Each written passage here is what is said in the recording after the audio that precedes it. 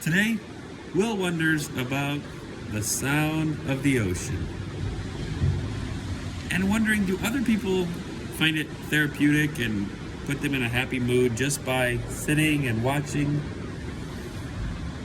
and letting the sun hit them in the face and hear the ocean? Because I can sit here all day, continue drinking coffee, eventually switching, and just listening to the ocean.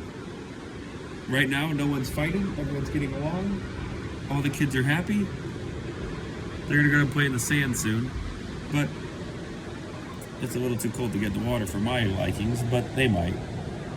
I just love hearing the ocean, and I'm wondering, do other people enjoy the sound of the ocean? Or am I completely on my own on this one?